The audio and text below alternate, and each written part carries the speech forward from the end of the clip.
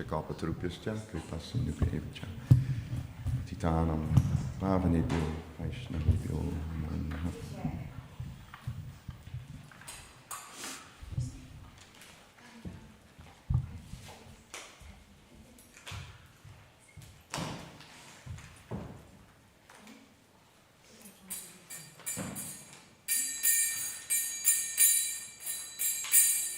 Shri Krishna Chaitanya Prabhu Doya Koro More Toma Vina Ke Doyalu Jagata Samsare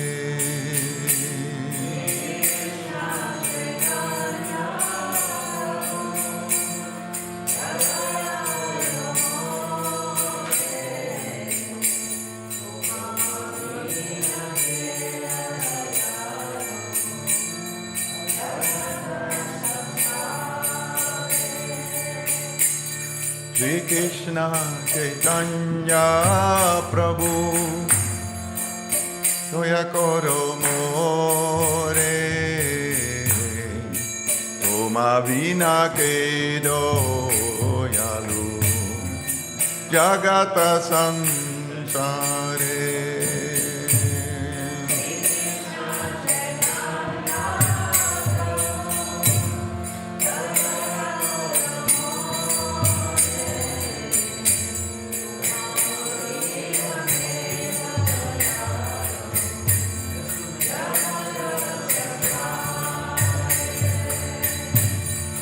Patita Pavana Hetu Tavavatara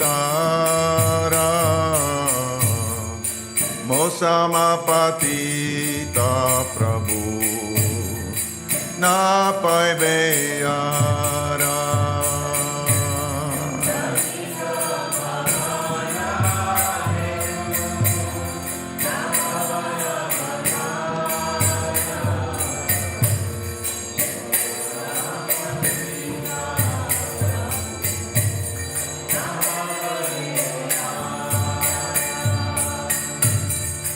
Patita Pavana Hetu Tavavatara Mosama Patita Prabhu Napai Beyara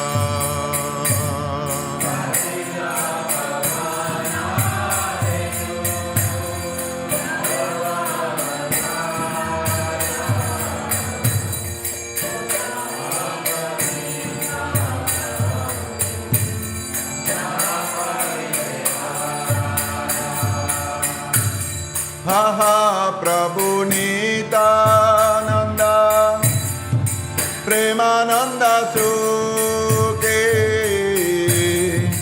Kripa Bolokana Koro Ami Boro Dukhi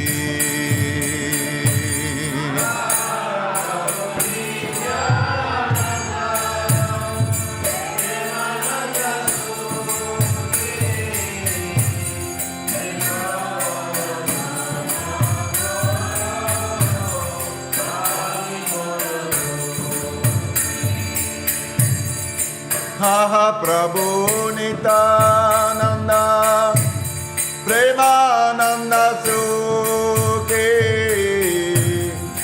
Kripa Bolokana Koro Ami Boro Dukhi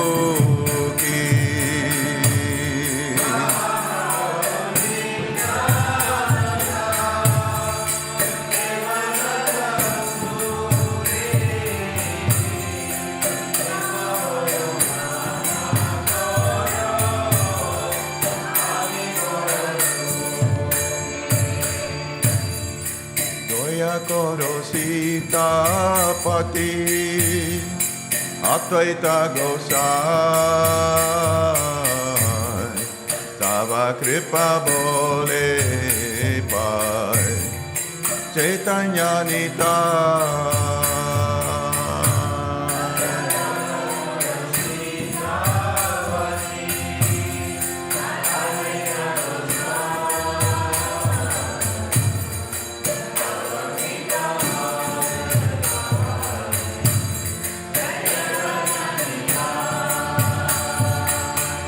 Doya Koro Sitapati Advaita Gosai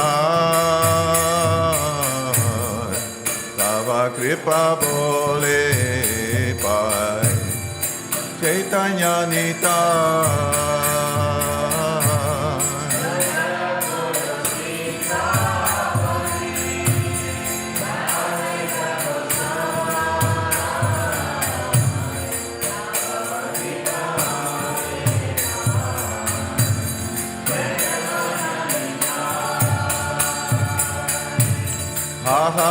Swarup Sanatana Rupa Raghunatha Bhatta Yuga Sri Jiva Prabhu Lokanath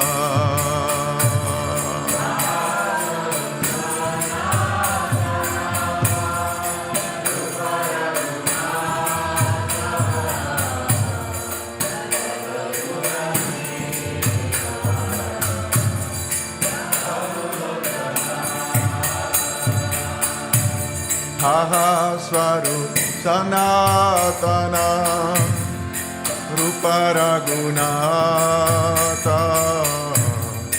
Bhatta Yuga Sri Jiva Prabhu Lokanath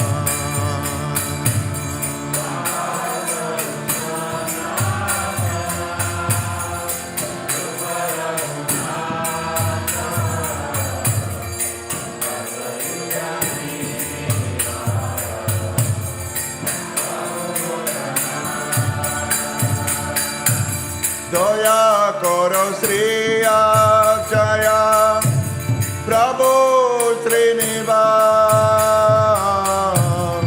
Ramachandra Sangamage Narottama Dasa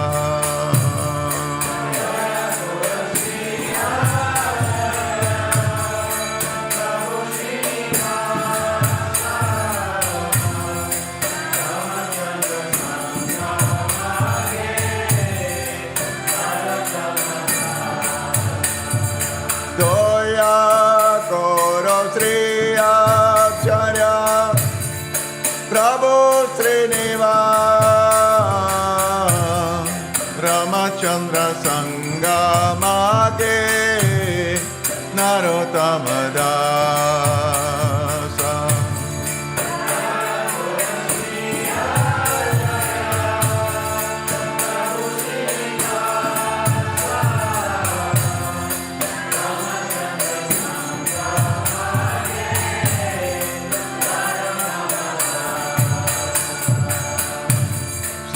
Krishna Chaitanya Prabhu Doya Koro More Tuma Vina Ke Doyalu Jagata Samsare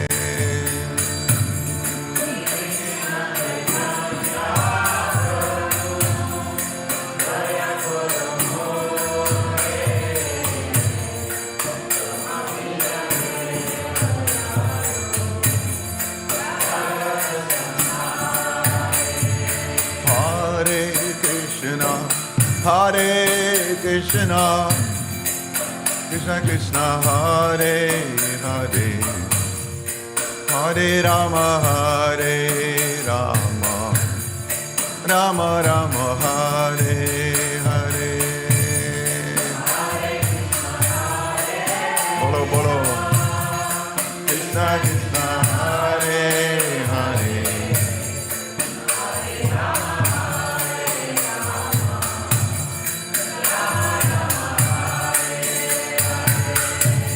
Hare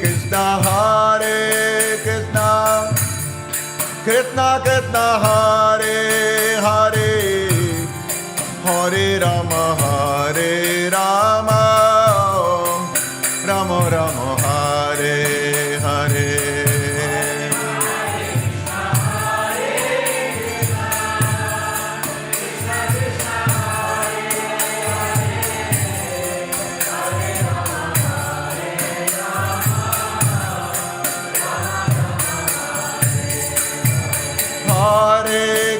Krishna, Hare Krishna, Krishna Krishna, Hare Hare, Hare Rama, Hare Rama, Rama Rama, Hare Hare.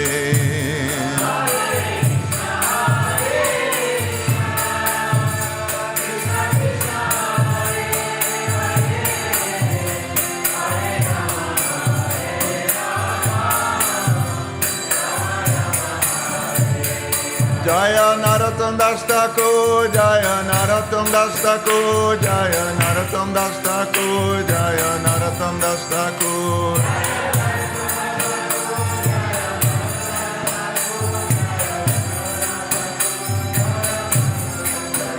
Jaya Prabhupada, Jaya Prabhupada, Prabhupada, Srila Prabhupada.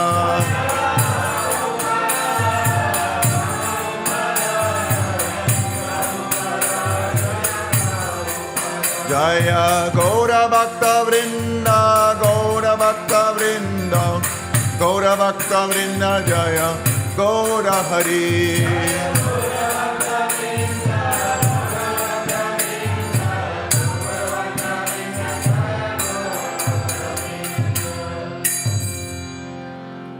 Nitai Gaur Premanandi.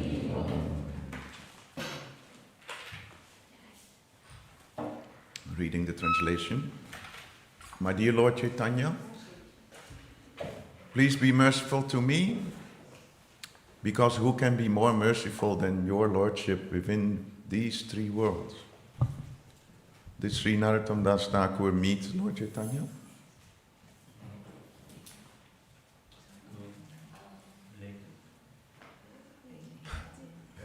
Ekacakra.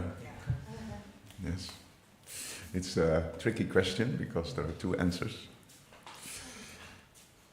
Your incarnation is just to reclaim the fallen conditioned souls, but I assure you that you will not find a more greatly fallen soul than me. Therefore, my claim is first. My dear Lord Nityananda, you are always joyful in spiritual bliss. I've come to you because I am most unhappy. If you kindly put your glance over me, I also become happy. My dear Advaita Prabhu, husband of Sita, you are so kind.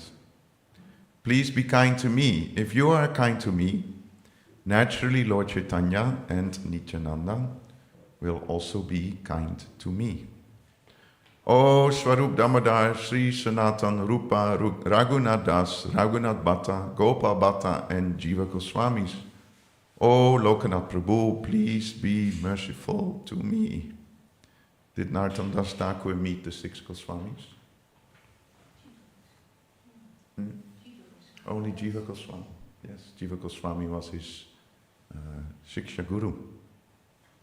And of course, the seventh Goswami, they sometimes say Lokanath Goswami is actually the most senior of the Goswamis, because he came first to Sri Vrindavan together with Bhugarbha Goswami, and they were the first ones who explored Vrindavan Dham, and only afterwards Sanatan and Rupa Goswami arrived there. So, and of course, Lokanath Goswami was the spiritual master of Narottam Das Thakur, so obviously they met quite a few times. And then, O Srinivas Prabhu, kindly bestow your mercy upon me. Narottam Das always desires the company of Ramachandra. And who was Ramachandra? He was a friend, yes. So this whole song is to beg for mercy from Lord Chaitanya to Lord Nityananda, to Lord Sri Advaita, then the six Goswamis, then from Swarup Damodar Goswami, Lokanath Goswami, and then at the end he is asking friendship with other devotees, with especially Ramachandra was his best friend. So this is very healthy in spiritual life, that we are looking up to devotees, that we make friends with devotees. And also when we grow in our spiritual life, that we also show care and compassion to those who are junior to us. We had a very nice talk recently with a devotee, and Vishnumurti and myself, and Vishnumurti very much highlighted the principle of having parents, having equals, and having children, that you treat other devotees according to the seniority and the level of advancement. And you have your parents, spiritual parents, who take care of us. When we are crying, we can always go to those senior devotees. Please support, please advise, please correct. It's very important. It's very risky when you become more and more senior that you don't have any more seniors. Because to whom will you go to cry and to ask advice? Right? Especially those in the position of gurus and sannyasis. Many times they are loneliness. They travel around alone. And they have only the juniors that they guide, but they have hardly friendship. Not to speak of having seniors. So therefore you see a few of those sannyasis who every year make it a habit to do a retreat with seniors and really absorb themselves in Krishna consciousness. So parents are very important in our spiritual life. But maybe even more important are friends. Because parents you occasionally go to, but friends you should associate with daily and encourage each other and have some spiritual fun together and together grow in spiritual life. And at the same time we should also practice karunika. When you see junior devotees, that we become extremely kind and caring and become like coaches of the juniors. So this whole song is basically asking for the mercy of the seniors and creating friendship amongst the devotees, which is essential. Jaya Jaya Sri Chaitanya Jaya Nityananda Jaya Dvaita Chandra Jaya Gaura Bhakta Vrinda Jaya Jaya Sri Chaitanya Jaya Nityananda Jaya Dvaita Chandra Jaya Gaura Bhakta Vrinda Jaya Jaya Sri Chaitanya Jaya Nityananda Jaya Dvaita Chandra Jaya Gaura Bhakta Vrinda.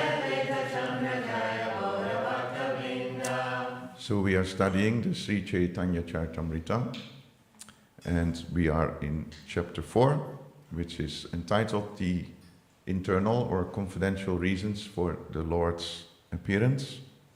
And we will cover quite a few verses, because I was instructed by our dear Bhagavati to speak on verses 17, 18 and 19. But as it happens in communities, sometimes there is some miscommunication or Krishna's direct involvement, who knows. So we read a few more verses, but I think it's nice to understand a little bit the sequence of the verses, and then we try to discuss a little bit the last few verses. So the chapter starts by saying, by the mercy of Lord Chaitanya Mahaprabhu, Sri Chaitanya Prasadena. Isn't that nice? That's what we were singing. Sri Krishna Chaitanya Prabhu, Doya Kora More. And this chapter starts with Sri Chaitanya Prasadena. By the mercy of Sri Chaitanya Mahaprabhu, what happens? Tat Rupasya Vinirnayam. And then Balopi Kurute Shastram Dristva Braja Vilashina. So by the mercy of Lord Chaitanya Mahaprabhu, and this is very encouraging for the speaker, even a foolish child can fully describe the real nature of Lord Krishna, the enjoyer of the pastimes of Braja, according to the vision of the revealed scriptures. So we definitely must read the mercy of Lord Chaitanya Mahaprabhu. This is the mood of Krishnadas Kaviraj Goswami, who was describing all these advanced topics. And many times when he starts a chapter, he's putting himself in a very humble position, that he's the most foolish, the most stupid, the most fallen, the most cripple, and lost all the vision. But by the extreme mercy of Lord Chaitanya Mahaprabhu, even such a person can, describe Lord Chaitanya's pastimes and Krishna's pastimes. All glories to Lord Chaitanya Mahaprabhu, all glories to Nityananda Prabhu, all glories to Sri Advaita Acharya, and all glories to all the devotees of the Lord. I have described the meaning of the 4th verse of the 1st chapter. Oh, devotees, now kindly hear the explanation of the 5th verse. So in this chapter we're hearing the explanations of the Radha Krishna Pranaya Vikriti Ladini Shaktir Ashmat verse, which is describing how the absolute truth is one, but for the reason of increasing rasa, increasing the Ladini Shakti, they actually eternally manifested themselves in two. Who are the two? Radha and Krishna. To taste the mellows of rasa, of relationship. But amazingly speaking, now Lord Chaitanya Mahaprabhu has come and these two have become one. Although Lord Chaitanya is Krishna, he has actually come in the mood and complexion of Radha. So this is very high topics, if you explain that to the average Hindu, they got lost. Absolute is one, then becomes two, and then Lord Chaitanya came. They have never heard of Lord Chaitanya. Now suddenly that one who became two is again one. Who can follow? It's achintya, it's inconceivable. It's only understandable by those who have actually entered the mood of Sri Chaitanya Mahaprabhu. And then by his mercy we can understand such topics. So this whole chapter is about that amazing topic. I have given the essential meaning of the 4th verse. What was the 4th verse? Anarpita charim chirat karunaya vitena kalo. Is the merciful aspect of Lord Chaitanya Mahaprabhu is highlighted by saying Anarpita charim chirat. Anarpita means never given or not given. Arpita means to give, to offer. Anarpita means not offered. Charim chirat. Charim means in the past, and chiram means for a long time. So it has not been offered in the past for a long time. Anarpita charim chirat karunaya vitena kalo.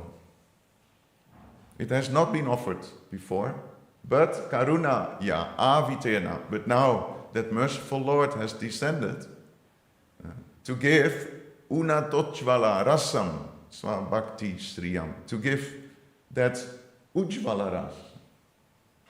You have Santaras, you have Dasharas, you have Sakyaras, you have Vatsalyaras, and then you have Ujvalaras, or Madhuryaras, or Sringaras, which means conjugal love between two persons, amorous love.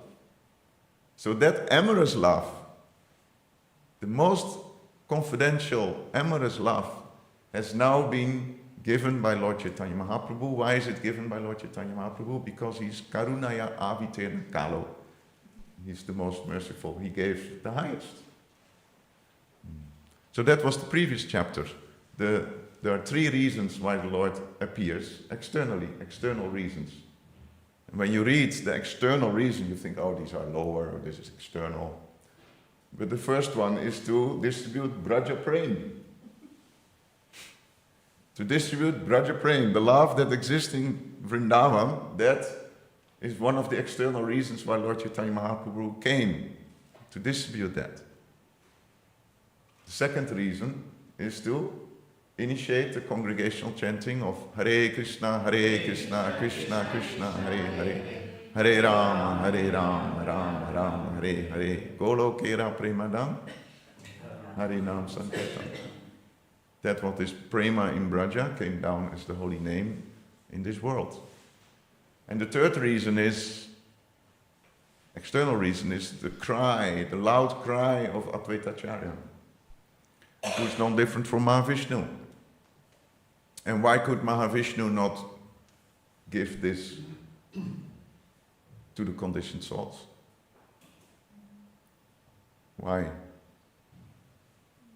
In Kali Yuga we are so extremely disturbed and so extremely contaminated that the normal purificatory processes are not really working. Arjuna is saying that yo yam yoga stoya prokta samyena madhusudana. The process that you have given me, Krishna, by meditation and withdrawing the senses and the mind is, I don't really get, I don't buy it because I'm too disturbed. I cannot practice this yoga, I'm too disturbed. So what to speak, Prabhupada says many times, if Arjuna was already disturbed at the beginning of Kali Yuga, how much disturbed we are. And this is just 5,000 years, what to speak of 420,000 years. It's like, whoo! You can already see now by the introduction of the mobile phones and, the kids, they cannot focus longer than 2-3 seconds. They see a clip and then it's yes, no. Yes, no, yes, no, yes, no, yes, no. Oh, like, not like. So it's impossible for a child to focus longer than 2-3 seconds. And that's why all these clips are made for 2-3 seconds.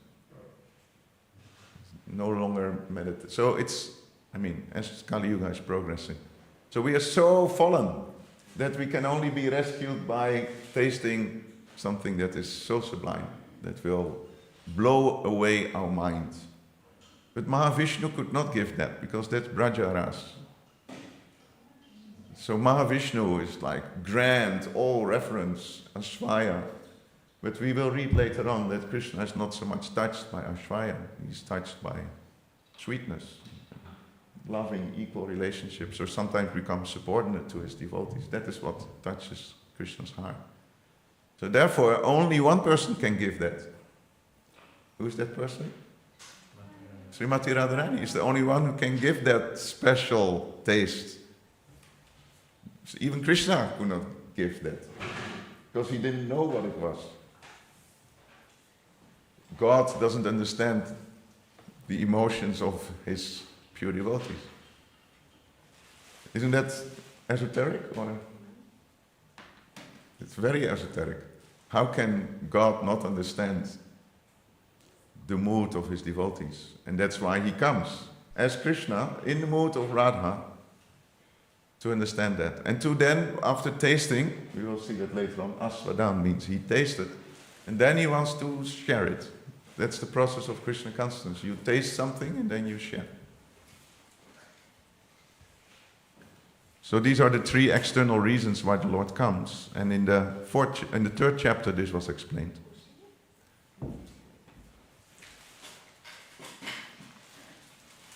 Although this is true, this is but the external reason for the Lord's incarnation. Please hear one other reason, the confidential reason for the Lord's appearance. Now we're talking about confidential reasons. This was not confidential enough, what we discussed now. This is external, Prabhu. No, it's not external in the sense that it's lower or it's less. How can distributing Braja Prem, how can that be external? No, it's very esoteric, very confidential. But it's not the main reason why Sri Chaitanya Mahaprabhu appears. So although this is true, this is but the external reason for the Lord's incarnation. Please hear one other reason, the confidential reason for the Lord's appearance. The scriptures proclaim that Lord Krishna previously descended to take away the burden of the earth. To take away this burden, however, is not the work of the Supreme Personality of Godhead. The maintainer, Lord Vishnu, is the one who protects the universe. But the time to lift the burden of the world mixed with the time for Lord Krishna's incarnation, when the complete Supreme Personality of Godhead descends, all other incarnations of the Lord meet together within him. So when Lord Krishna appears, all the other incarnations, it's very nicely phrased here, all the other incarnations of the Lord meet. So all the other expansions and incarnations, they have nice meeting together in the form of Krishna. Lord Narayan, the 4 primary expansions, Vasudeva, Sankarshan, Pradyumna and Aniruddha, Matsya and the other Lila incarnations, the Yuga avatars, the Manvantar incarnations, and as many other incarnations as there are, all descend in the body of Lord Krishna. In this way, the complete Supreme Personality of Godhead, Lord Krishna himself, appears. At that time, therefore, Lord Vishnu is present in the body of Lord Krishna. and Lord Krishna kills the demons through him. So actually, it's Vishnu who kills the demons. Thus, the killing of the demons is but secondary work. Paritranaya sadhunam vinasaya chaduskritam. And these are external reasons why the Lord appears. I shall now speak of the main reason for the Lord's incarnation. That are these verses, beautiful. Prema rasa neyas karitas vadam raga marga bhakti loke karite pracharam rasika sekare Krishna parama karuna edu hetu hoite ichara udgama. I know why Krishna didn't change the verse to the next ones, because these are beautiful verses. Prema ras niyas, the essence of the mellow of love of Godhead. Karite ashvadan. Ashvadan is a word that we sing every day. Which verse?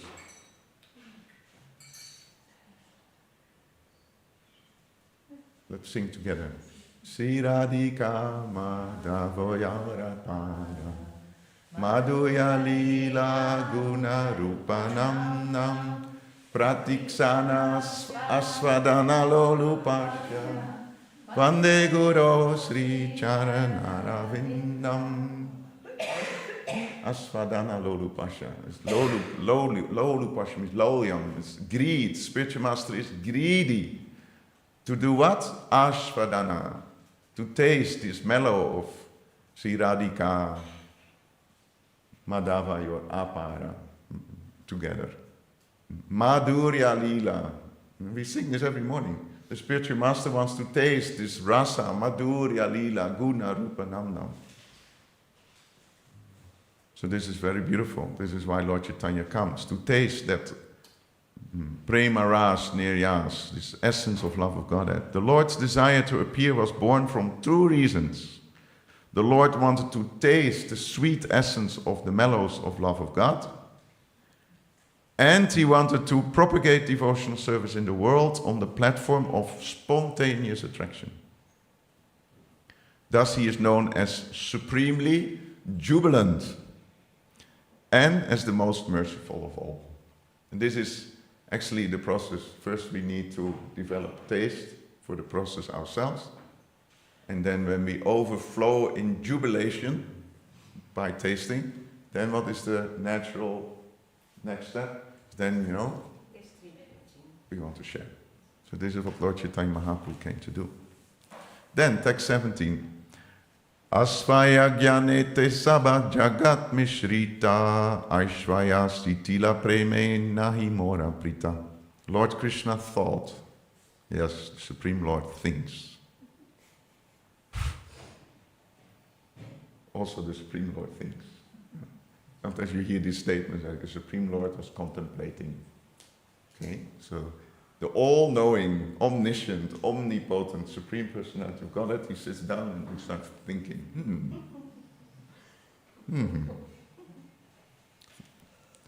He's a person. Do we realize that? Sometimes we don't realize that it's not like the absolute it. He's a person and he has desires and he has preferences and he has flavors. So here, the Lord thought, and this is what he thinks. A little different from our thoughts. All the universe is filled with the conception of my majesty. But love weakened by that sense of majesty, does not satisfy me. Amareshvara mane apana kehina tara preme vasa ami nahi dina. If one regards me as the Supreme Lord and himself as a subordinate, I do not become subservient to his love, nor can it control me. So that means we just jump over Asvaya, no? No more respect, no more awe and reverence for the Lord. Yes? No? Silence? No? It's very nicely explained that Actually, last week I was in Cologne and I gave seminar on this 999. And the first one was the 9 process of devotional service, starting with hearing. And we were brainstorming in the temple room what are all the different reasons why we should hear. They came up with many, but one they didn't come up with because that was what came out here in Radhadesh is, well, hearing about Krishna, Krishna becomes big. He becomes more and more prominent in our lives. He's like, wow, Mahavishnu, he just breathes out millions of universes. He's in every atom. Woo! You know, our respect, our awe and reverence, our appreciation for the Lord increases and he becomes, huge. We meditate on him as the omnipotent, as the omniscient, as the everything, Savasya Chaham Vriddhi Sannivista. He's everything emanates from him. All the material and spiritual worlds. So he becomes big, and we become very small. So this is very healthy. Conditioned souls to become very small, and the Lord should become all-pervasive in our consciousness.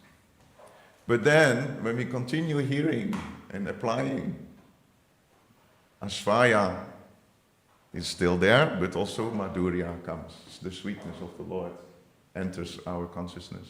And because the sweetness takes over the Aishvaya, the Madhurya overtakes the Aishvaya, the Lord shrinks. And he becomes on the level of a person we can relate to in a direct way. How can you have an intimate relationship with something that is all-pervasive? So therefore, hearing makes Krishna bigger and hearing makes Krishna smaller.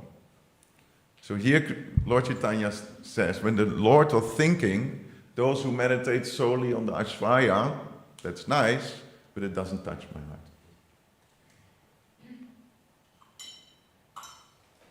And then text 19. Amaketa ye bhakta bhajye ba tare se bhave bhaji e mora sabha. It's very appropriate, the Darshan now. Sri Sri Radha Gopinath ki jai. I will read it for Sri Sri Radha Gopinath, this verse. In whatever transcendental mellow my devotee worships me, I reciprocate with him. That is my natural behavior. Please repeat. In whatever transcendental mellow my devotee worships me, I reciprocate with him. Or her. It's not there, sorry. That is my natural behavior. Prabhupada's purport. The Lord, by his inherent nature, reveals himself before his devotees according to their inherent devotional service. The Vrindavan pastimes demonstrated that although generally people worship God with reverence, the Lord is more pleased with a devotee when a devotee thinks of him as his pet son, personal friend, or most dear fiancé, and renders service unto him with such natural affection. The Lord becomes a subordinate object of love in such transcendental relationships. Such pure love of Godhead is unadulterated by any tinge of superfluous, non-devotional desires, and is not mixed with any sort of fruit of action or empiric philosophical speculation. It is pure and natural love of Godhead, spontaneously aroused in the absolute stage. This devotional service is executed in a favorable atmosphere, freed from material affection. Srila Prabhupada ki jai. Namo Vishnu Padaya Krishna Prasthaya Bhutale Srimate Lokanath Swami Tinamane. Namo Vishnu Padaya Krishna Prasthaya Bhutale Srimate Bhakti Vedanta Swami Tinamane. Namaste Saraswati Devi Gauravani Pracharine Nirvishesha Sunyavadi Paschachade Shatarine Sri Krishna Chaitanya Prabhu Nityananda Sri Advaita Gadadhar Srivasadi Gaura Bhakta Vrinda Hare Krishna Krishna Krishna Hare Hare Hare Rama Rama Rama Hare Hare. So in this purport, basically speaking, Srila Prabhupada explains the Ādi-līlā Sunyam verse, where pure devotional service is free from any other desires. Anya abhilasita sunyam. No other desires than to favorably serve the Supreme Personality of Godhead. This is called Uttama Bhakti, or pure devotional service. No tinge of I. The whole focus is on Gopinath. Not anymore the I in our lives, but it's the you with capital letter.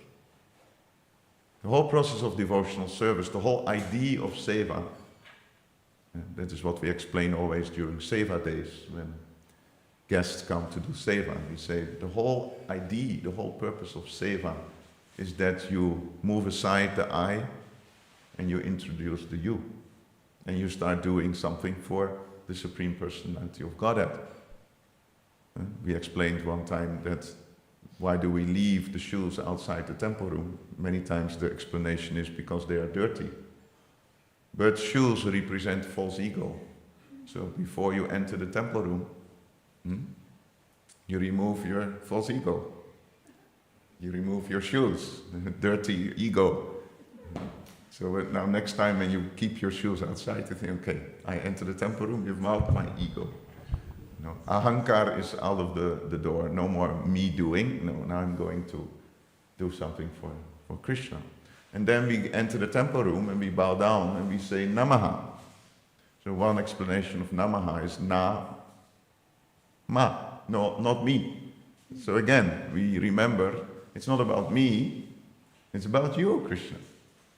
So Ādi-līlā Sunyam means now it's all about Krishna and it's not anymore about me. This is actually why the Bhakti yogis are the highest yogis. Because all the other yogis is still about me.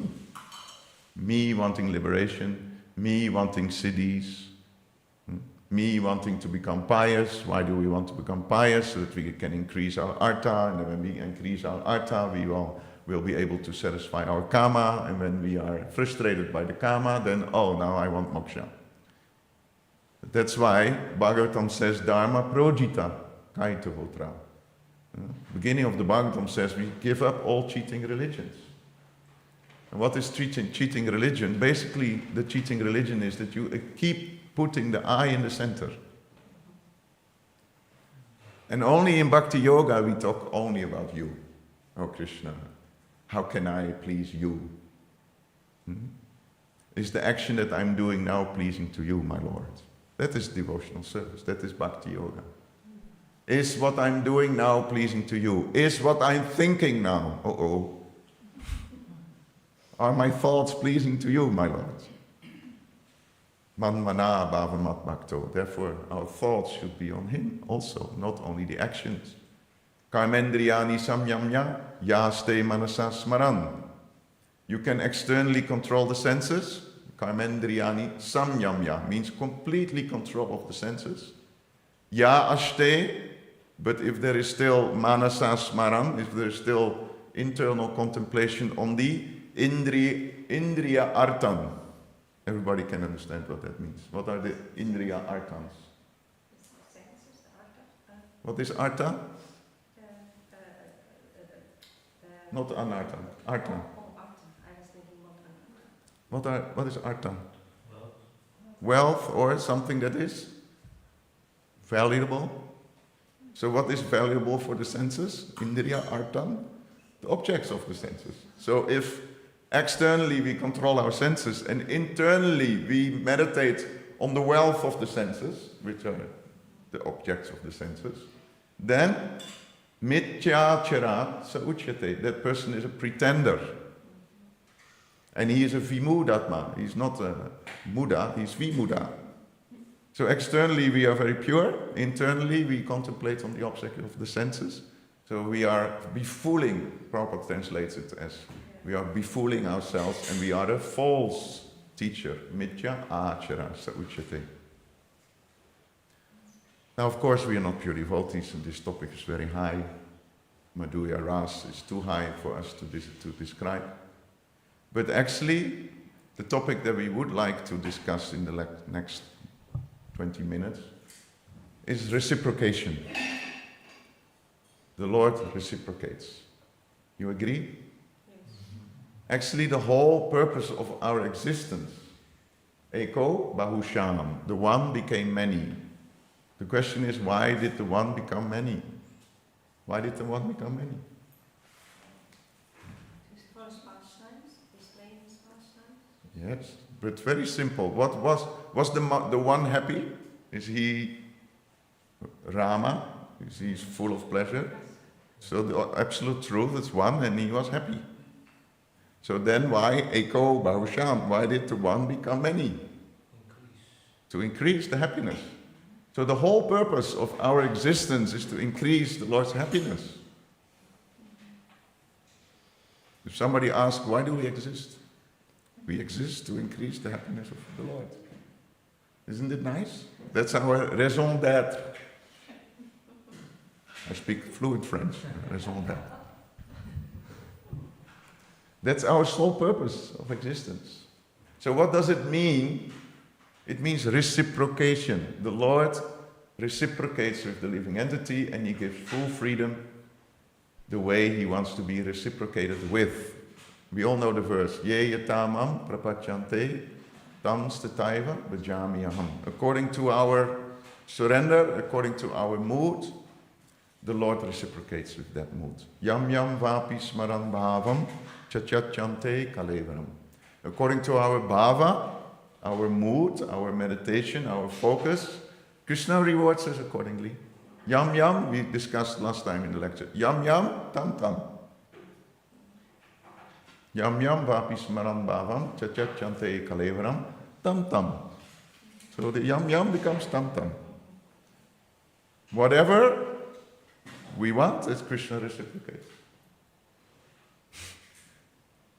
According to our bhava, according to our mood.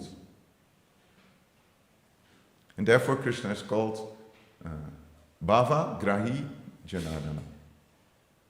He takes the essence of our mood, which is a bit frightening, because externally we might so many things, but what is our internal desire? And this reciprocation is very beautiful to meditate on.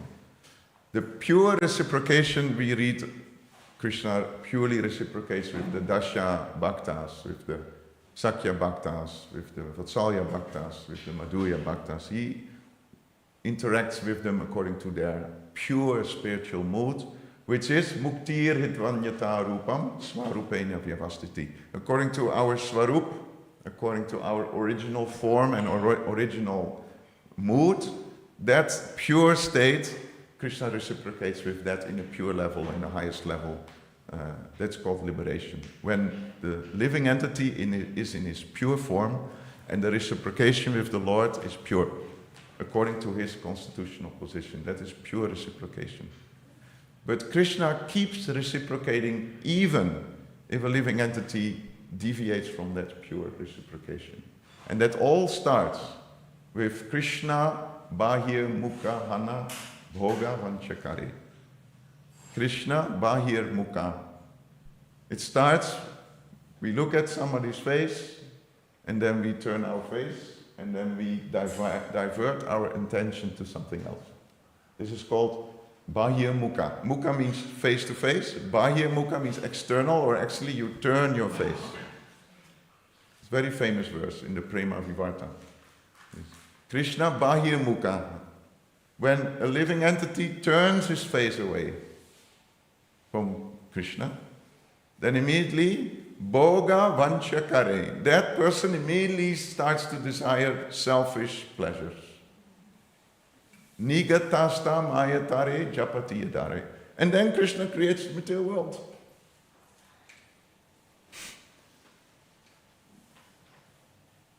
Krishna Bahir Mukhahana Bhoga Vanchakare. So we, instead of focusing our love on Krishna, we suddenly become self-lovers.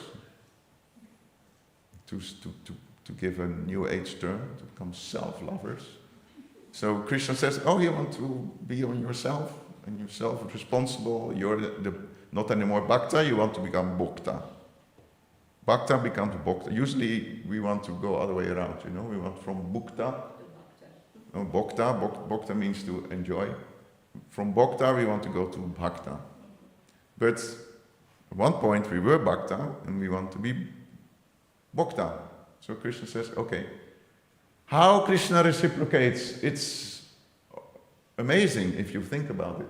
He expanded himself in the second Chaturvyuha, then you had Mahavishnu, and then all out of his body come millions of universes, then he expands again and he enters each and every universe. Then you have Lord Brahma coming out from the navel, and then Krishna enters every atom to maintain those universes. Then he empowers Brahma to create everything in this universe. He has the three modes of material nature set in motion. You have Lord Shiva impregnating all living entities into these 8,400,000 bodies. Then he makes sure there is the law that's called karma. Then you have Yamaraj who is empowered to judge at the end of your life. Then you have Indra who takes care of this, and the Lord has to arrange millions of things to make this world automatically running. Maya jakshena prakriti suyate satya. This material world is automatically running because Maya adjakshen, because he glances over the material world and everything is set in motion automatically. What an endeavor! For what? Because the living entities turn their face from Krishna to their self-enjoyment, and boof! Krishna is called Akila Rasamrita Murti. In the beginning of the Nectar of Devotion, Bhakti Rasamrita Sindhu, the first verse says, Akila Rasa Amrita Murti. Krishna is the form of unlimited, complete rasas with all different living entities. For example, Lord Ram is not called Akila Rasamrita Murti because Lord Ram, he has only a very little bit of Madhurya. With whom does he have Madhurya? Only with Sita. What is that vrata? Ekapatni vrata? Only one wife. So he has a little bit of Madhurya ras, but only with one, not complete with so many. So he has hardly any interactions, parental interactions. It's very little bit. Krishna is interacting with all the elders in Vrindavan as mothers and fathers. You know, stealing butter in their houses and treating them as parents and taking lunch sometimes with other, to the pleasure of those senior gopis. Krishna says, okay, I will take lunch today with you. So there is, in Krishna's form, there is unlimited rasa with unlimited living entities in the fullness. With other incarnations, you have only a little bit of. What to speak of Varaha? How many Madhuryic rasas do you think Varaha has? Yes, you can say, very indirectly, with Mother Earth. But you don't think, when you meditate on Varaha, you don't think about Madhurya Ras, right? Or about Vatsalya Ras, or Lord Nrsingadev. Do you think, let me become friends with Lord Nrsingadev? That Ras, that Bhava is not there. It's all in reverence. But Krishna is Akila Rasamrita Murti. But if we turn our face, then Krishna creates a world that also has unlimited rasas. Like when you go to an ice cream shop and you stand in front of it, you only can choose 2 balls because how much more can you eat? So which flavor, sir? There are 150 flavors here. Okay. 150 rasas you can choose from. Wow, I'm the real supreme enjoyer. Let me have the chocolate with the whatever. The whole mind starts to become absorbed in what is going to satisfy my tongue the most. Next time you are in the ice cream shop, you will probably remember this. Which out of the 200 tastes do you want to enjoy? So 8 million, why 8,400,000 forms of life? Because it's the 3 modes of material nature multiplied by the interaction of the 3 modes. They become 9, they become 81, they become... So at one point you have 8,400,000 vehicles that you can enjoy in this material world. Shrotam, chakshu, sparshanam, scha, granam, rasanam, eva, cha. According to the taste that we develop in this life, we develop a certain ear, we develop a certain tongue, we develop a certain nose, we develop certain eyes. I remember this story of Prabhupada.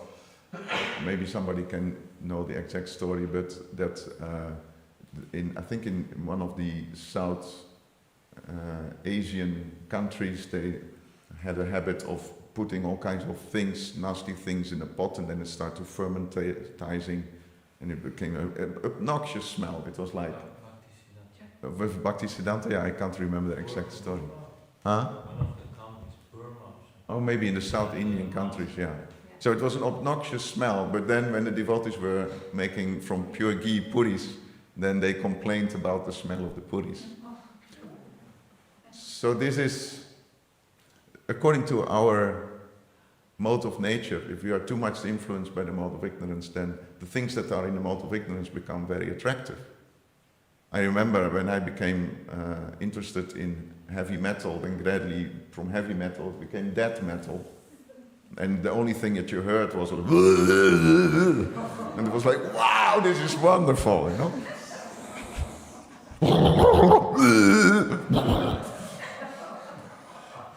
I was thinking, wow, this is the best album I have ever bought in my life. And then my mother came up and she said, stop it! No, my mother was very tolerant. But when I asked her, do you like it? Well, So this is with sound, this is with what we see, the forms, this is what we taste.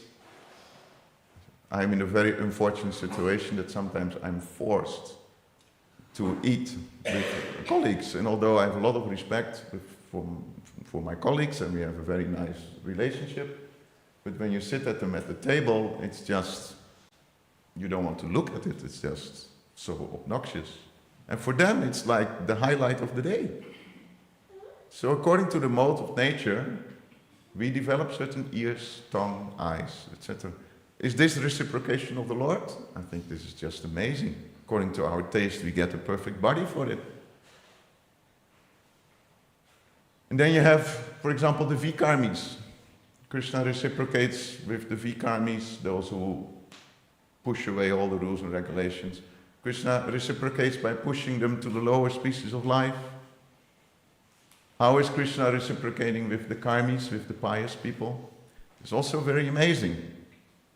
Like in the 7th chapter of the Bhagavad Gita, Krishna was explaining about the different mixed devotees, those who are desiring relief from suffering, those who desire wealth, those who are inquisitive, those who desire to understand the absolute truth. So Arjuna wants to know who is the best, and Krishna very clearly mentioned that one who is in knowledge, but who wholeheartedly engages in devotional service. He is dear to me, I'm dear to him.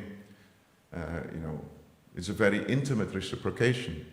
And then Arjuna is asking, how can I attain that? I would like to have that eka bhaktir visishyate. I want to be knowledgeable, but I want to have eka bhaktir. I want to have full meditation on bhakti. How do I attain that stage? I think it's a question we all have sometimes, no? How do I attain such a stage? And Krishna says, Bahunam jamanamante. After many lifetimes of practice, you will get to that stage. And then what is the question of Arjuna after that? Anybody knows? It's not in the Bhagavad Gita, it's in the commentaries of Vishwanath Chakravarti Thakur, where in the mind, Arjuna is asking the question, but then what is the result of somebody who surrenders fully, but not to Krishna, but to one of the other gods? What is the result? Krishna immediately says, Kameshter terita jnana prapachante anya devata. One who surrenders to other gods, his intelligence is stolen by lust.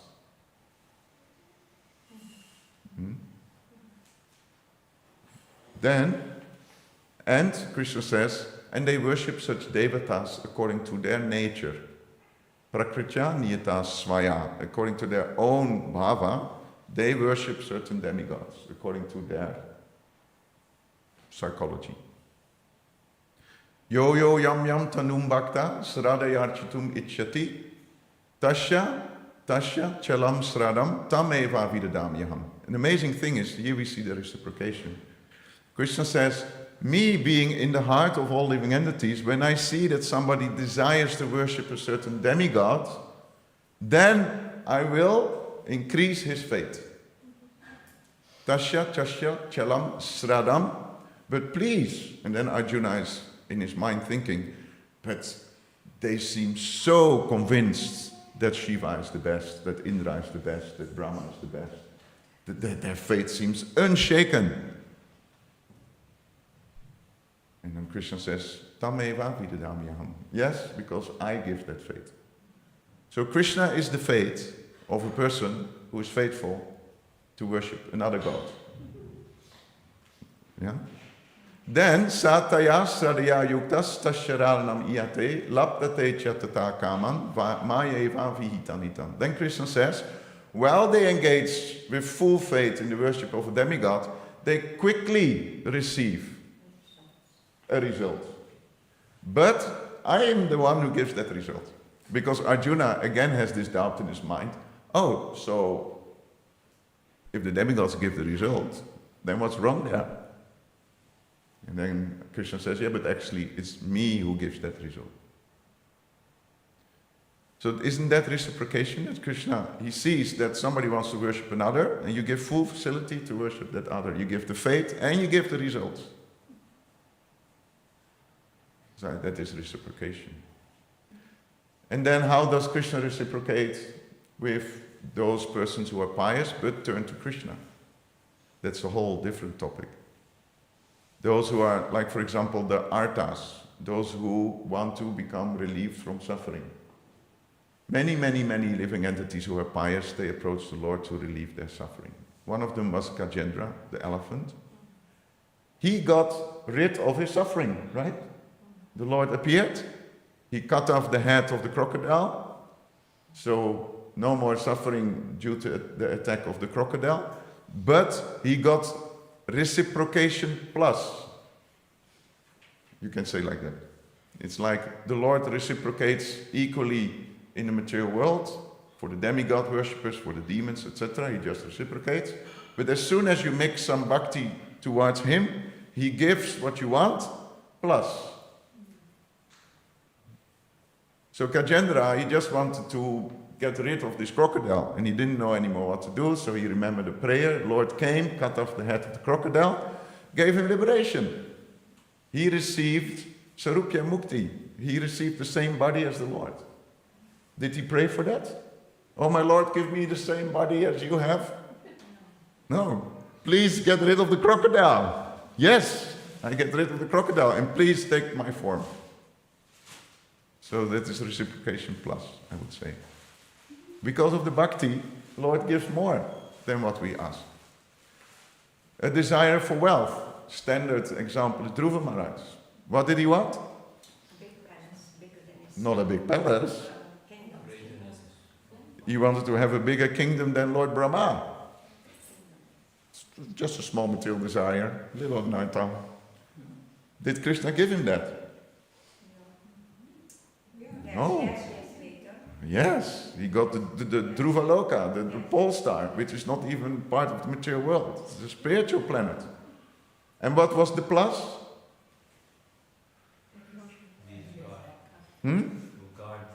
Yes, the Lord became the guardian of that planet, and he was like the deity of that planet. So whenever Dhruva wanted once, he can have darshan of the Lord. So this is reciprocation plus, I would say. Narada Muni. Sometimes this example is given as an inquisitive person. Why is Narada Muni the inquisitive? Because when he was a child, and he was serving the four sages, then he was thinking, what are they talking about? Every day, for hours they talk. Let me listen. And because of this inquisitiveness, he understood the power of prasadam. And because he understood the power of prasadam, he was curious to understand what is the power of prasadam. So he said, can I have a little bit of your plate? And they gave him one time Mahaprasadam from their plate. And this actually initiated the whole process of devotional service, resulting in having Darshan of the Lord. So this is the beauty of mixed devotees. They ask this, but they receive plus. I think it's in the verse Udara Sarva Evarte, Jnanitvat Meva. Because Arjuna, again he had a doubt in his mind that if the highest of all is the one who is a pure devotee, what about the mixed devotees? What is their status? And immediately Krishna says, Udara, they are magnanimous souls. Because they approach the right source. And in the purport, Srila Prabhupada says, they are magnanimous because there is interaction of affection.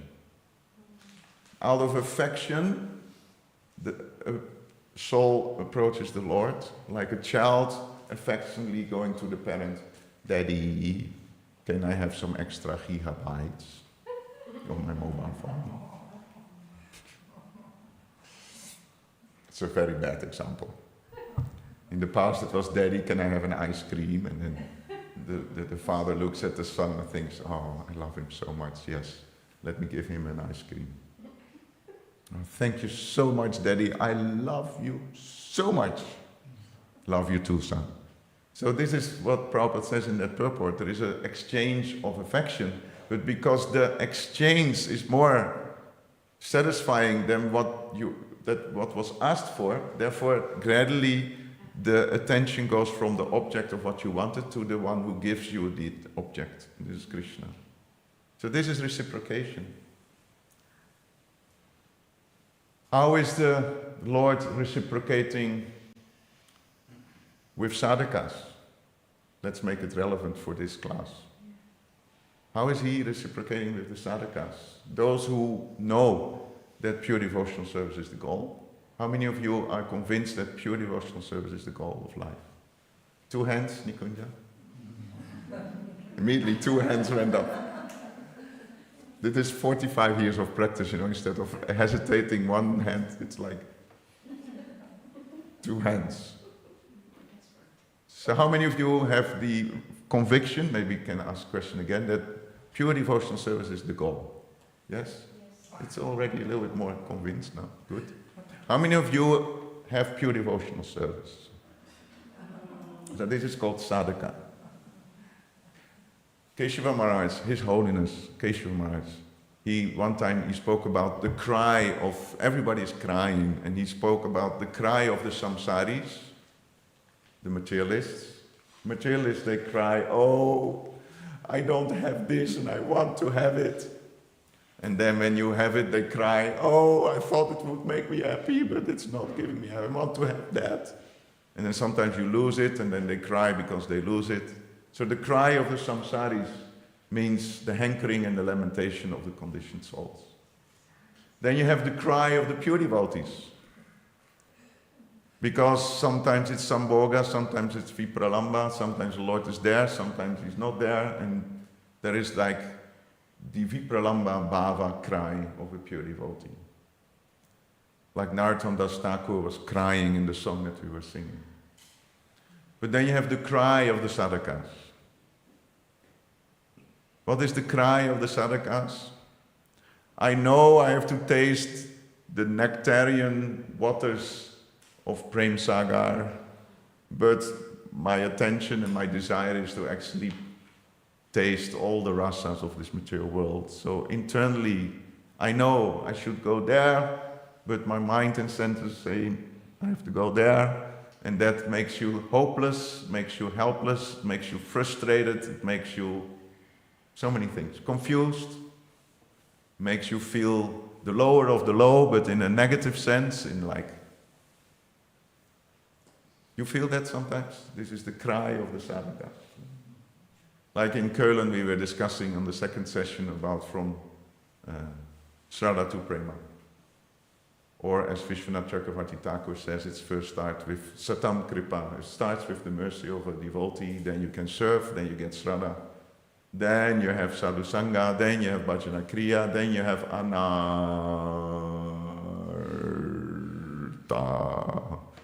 nivriti. And there it stops. End of story. Huh? This is the cry of the sadhaka, you know. Look back, how many years are you engaged in devotional service? In my case, 35 years. In some of you it's less, some of you it's more. Are my anarthas less than 20 years ago, 30 years ago? Was I more attached to Krishna consciousness 1 year ago? Was I more serious in my practicing? Was my sadhana better than 1 year ago or not? If it's worse, ooh, this is the cry of the sadhaka. One day 64 rounds, next day Netflix. Yeah. It's niyamakshama, it's the inability to control your senses. And then you say, from today onwards, no more sugar. I will stop eating sugar for a whole month. And then 3 days later, you eat all the mango sweets because it's too attractive. You know? So this is niyamakshama. And then you have, the next level is the inability to improve your devotional service. Okay, from today onwards, I chant 64 hours. From today onwards, I will follow Nirjala Ekadasi and I will chant 108 rounds.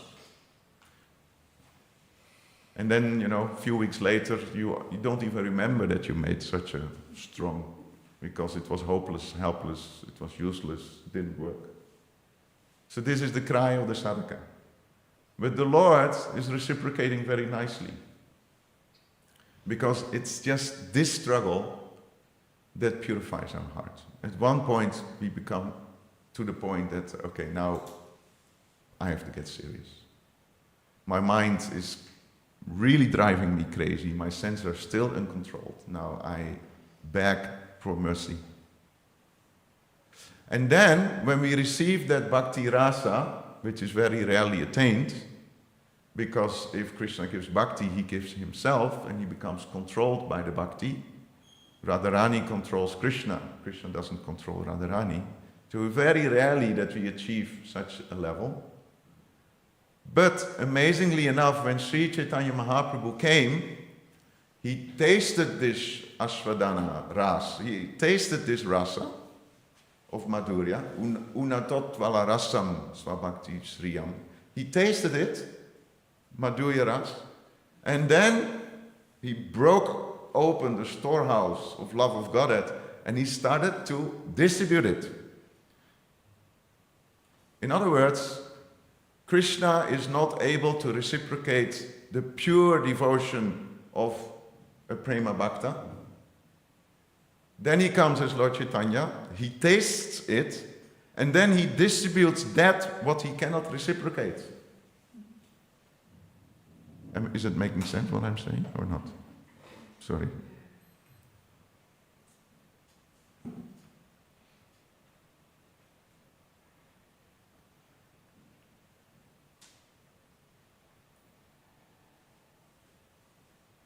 There's so many nice things to say, but the time is running out. Chaitanya Charitamrita, 9.27. So here Lord Chaitanya Mahaprabhu is describing the tree of love of Godhead and all the branches and the trunks and how he wants to spread love of Godhead all over the world. And then the fruits ripened and became sweet and nectarian, the fruits of love of Godhead. The gardener, Sri Chaitanya Mahaprabhu, distributed them without asking any price. So Sri Chaitanya Mahaprabhu went around and he said, "Are you an atheist?" Yes, I'm an atheist. Okay, get prema. Are you a demon? Yes, I'm a demon. Take it. And are you a pious karmi? Yes. Take prema. Are you this? Are you that? Yes, take prema. Without any price. This is the definition of mercy. To give the highest to the lowest in the most easy way is the definition of mercy. We have heard that before, right? To give the highest to the lowest in the most easy way. Take it. And can Krishna reciprocate when we attain it? Krishna is empty-handed. He says to the gopis, I cannot repay you for what you did. So let your glorious activities be your reward. Let bhakti be the reward of your bhakti. So I would say, as a conclusion, on the material level, Krishna reciprocates equally. The laws of karma are fair. If we engage ourselves in mixed devotional service, then we get reciprocation plus. We get a reward, but we get a little bit extra. If we engage in pure devotional service, the Lord cannot anymore reciprocate. And still that Lord overfloods the world with Krishna prema for those who are recipients of it. So I would say this is over-reciprocation. If you talk about mercy, actually you say the Lord is over-reciprocating. Correct? Mercy means I deserve this, but I get much more. So this is called mercy. So can we become grateful when we meditate on the over-reciprocation of Sri Chaitanya Mahaprabhu? Ajanulambita bujo kanakavadato, sankirtanaika pitaro kamalaya taksho, vishvambaro dvijavaro yugadharma palo, vande jagat priyakaro, karuna avataro. He is the karuna avatar because he is really proving that he is Vishvambara. Sri Chaitanya Mahaprabhu, he was contemplating, again, Lord Chaitanya Mahaprabhu was thinking, oh, they call me Vishvambara. Vishva Ambara, one who maintains the universe. So let me maintain the universe by injecting prema. And that's why the tree of devotion came. You know, the trunk is Lord Chaitanya and all the branches, Nityananda, Advaita, etc. And then the fruits are there, love of God. And without any price, he would distribute it. Please take it. How many fruits can I taste myself? Please also taste. And if you taste, then distribute. This is the Sankirtan movement, in a nutshell. We taste the fruits, and then we distribute the fruits to others. This is the purpose of the International Society for Krishna Consciousness, to taste and to distribute what we have tasted. So this is some reflections I had on the topic of reciprocation. Thank you very much for your kind attention. I hope it made a little bit sense. It makes sense to me. So I just want to share what makes sense to me. But maybe from an objective perspective, there are some hiccups in my reasoning. So if you have any comments, any questions, yes, Bhagavati.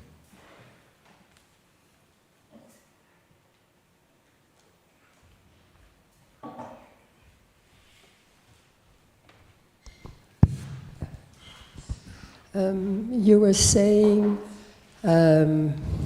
how the one became many because he wanted to increase his pleasure. And I could just hear my mother and probably a lot of other non-devotees say, but how fair is that? Because it's to non-devotees that looks like kind of a selfish thing. I want to have more pleasure, so then I'm going to create a whole lot of living entities, and when they don't please me, I let them suffer. I'm channeling my mum here. Yes. Well, it's a very nice discussion in the Bhagavatam. What is the self? You know, the self, for a materialist, the self is the body. For a speculator, the self is the mind. For a transcendentalist, the self is the soul. For a meditating yogi mixed with bhakti, the self is the super soul. For a bhakti yogi, the self is Krishna, because everything expands from him. So pure selfishness means to focus on Krishna, because the only reason why the soul exists is because it emanates from the source, and the source is Krishna. So yes, we are transcendentally selfish, because the ultimate original self is Krishna. So if that is our occupational position, just like, for example, the fish, the occupational position of the fish is to be in the water, right? This is an example that I always heard when I was a new bhakta. When you take out the fish, I remember in that time smoking was much more accepted. And they say if you give the fish a cigar, or you start, massaging the fish, or you give, all kinds of foodstuffs that we eat to the fish, or you give a very nice suit or a jacket, or you give anything to the fish will become more and more frustrated. But if you put the fish back in the water, then he is happy. So the soul belongs to Krishna, so you can do so many things. So actually it's the supreme kindness of the Lord that he knows that if you want to be ultimately selfish, you have to unite with me, because I'm the source, and I'm the reason why you exist. So if you want to increase our happiness, you have to reunite back with me. So how to reunite that when you give somebody only happiness in the material world? That person would never turn the face back to Krishna. He will remain Bahyamukha instead of Antarmukha. So it's the ultimate kindness that Krishna gives that person corrections. Like today it's Kala Krishna Das appearance. So disappearance, yeah. So he is a very good example. He was together with the Lord, serving the Lord. What do you want more? He became allured by the Bhattaharis. And the Bhattaharis are like, so-called gypsies, but they are brahmanas, but a gypsy sect amongst the brahmanas. They were wearing sannyas clothes, but at the same time they were very sensual. So there was Kala Krishna Das. He wandered around and he came in that camp. He was allured by the beautiful ladies of that camp. And then Krishna and Sri Chaitanya Mahaprabhu, he was looking for him and he found him in that camp. And they wanted to attack him, these Bhattaharis, and then all the weapons slipped from their hands and they started cutting the bodies of the Bhattaharis. He saved Kala Krishna Das, so he protected him, and then he didn't reject him, but he removed him from his personal service. So, and what did that trigger? It was a punishment, because you were with the Lord, now you were not with the Lord. You were engaged in other kinds of services, but not directly with the Lord. But what did it trigger in the heart of Kala Krishna Das? Correction, rectification, and ultimately reunion with the Lord. So all these billions of lifetimes suffering in so many different species of life is ultimately meant to gradually realize that this is not where I find happiness. Urdvam gachanti sattvasta, madhye tishtanti rajasa, jaganya gunavrittista, ado gachanti tamasa. If I do good, I go up. If I do the same, I remain. If I do tamasic things, I go down. This is the samsara cycle. At one point you become dizzy, by this cycle. And you think, can I have a stable situation, please? So the stable situation is at the feet of the Lord. So this is, and then when you're back, it's said, it's just a flash in time. All the suffering. Like sometimes a mother who delivers a child, and then the first few years, the child is constantly sick, the child is constantly crying. Like ask Amrita Gaurangi, It's difficult, sleepless nights.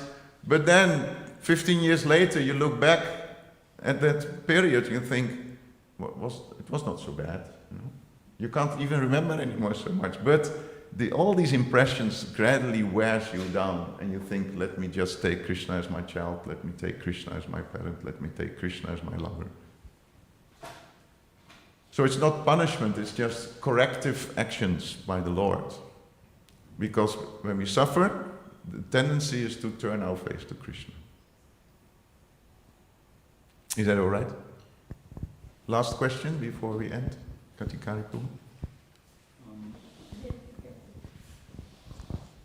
Thank you for a nice presentation. In this verse, it's said how Krishna reciprocates with everybody according to his mellow. But Lord Chaitanya came specifically to distribute Madhurya Rasa. So how comes... So everybody getting Madhurya Ras, or what about those who are in other rasas?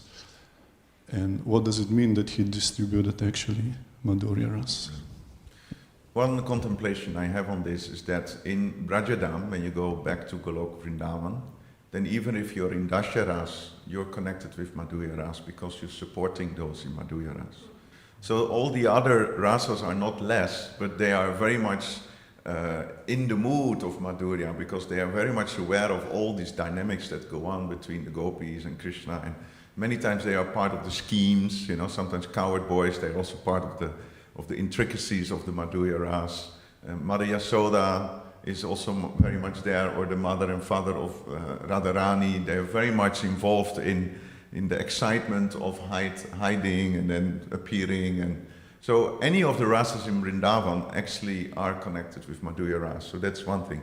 Second thing is there are 4 sampradayas, and it's mentioned that if you are connected to the Brahma, Matva, Gaudiya Vaishnava Sampradaya, then the souls who become attracted to this movement and to this Sampradaya, they are in that mood. So Lord Chaitanya Mahaprabhu comes to collect all those souls, whereas the other 3 Sampradayas also have a lot of followers, but it's much more focused in awe and reverence and on Vaikuntha and Lord Narayan, etc. So why are they not specifically attracted to this Sankirtan movement? Because they have a different rasa with the Supreme Lord, and they don't feel so much connected with spontaneous love where you are even superior than the Lord. You know, they are very much in that awe and reverence mood. So that's an explanation that I've heard a few times from senior devotees, that the Sankirtan movement attracts certain souls that have that constitutional relationship with Krishna in Vrindavan. Okay? Yes? No? In one sense, Krishna also already showed different rasas. So what's the difference between Lord Chaitanya and Krishna, who displayed also different relationships? No, what I mean to say is that you have, for example, staunch Nrsingadev devotees. And they have that relationship with Nrsingadev or with Ram. How many Ram Bhaktas are there? You know, like in the story with Murari Gupta, you know, who was Hanuman. So although Krishna is higher, still, Lord Chaitanya, you said it's okay you chant the names of Ram because that's your constitutional position. So even those who come in contact with Lord Chaitanya's movement may appreciate the movement, but still they have a certain preference in their relationship with Ram or Nrsimha or Vishnu or Narayan. So that can be there. But again, this is a very high topic. I'm Bala. You know, Bala is like a child in spiritual life. This is the opening verse of this chapter. It's like even the Baliyas can understand Braja Ras, but I didn't receive the full mercy of Lord Chaitanya. So. This, in addition, if I'm right. Okay, that's the last comment, and then we go for breakfast. Referring to this point, thank you. In addition, is it that because the Madhurya Ras, your questioner, that what Chaitanya Mahaprabhu is bringing us, devotional service is the center.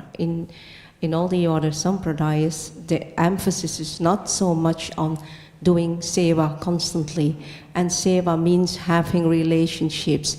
In all our movement, relationships are the most important thing. Most important is having relationships, and having relationships gives you the ability and possibility to have loving exchanges. So our loving exchanges are growing and growing by having relationship, which is referring to the fact that seva is the most prominent in our movement. And by the loving exchanging can bring us ultimately to Madhurya Ras. It was just a realization. It can ultimately connect us to Madhurya Ras, but it's not that we are all gopis. No. We will not go peace. I will not have. I don't know. No, we are not going to get that spontaneous mood of unalloyed, unconditional No, love. the spontaneous mood is unique in our sampradaya because in the other sampradayas there is much more own reference. And what I understand from your comment, the goal of many other bhakti traditions is to go back to Godhead and to have an own reference relationship with Vishnu. In our tradition, the highest goal is bhakti itself. Exactly. Because bhakti is higher than, Krishna wants to become Radharani because it's higher than what he experiences. So for us, bhakti is, that's why Prabhupada said many times, what's the goal of chanting? It's more chanting. Because that is this rasa that we have, that crying to Krishna is higher than Krishna. Sikshastakam, the first, I will, Chaitanya Mahaprabhu said, I don't want followers, no wealth, nothing. Right. I would seva birth after birth. So even if I come back, I don't care. Even my Guru Maharaj was saying sometimes, I don't care if I have to come back, if there's seva. For me, seva is prominent. So, yes, that's why bhakti is higher than Krishna. So we should not do bhakti to get something else. We do bhakti because we want bhakti. Yes. Okay. That's a nice conclusion. Srila Prabhupada ki jai.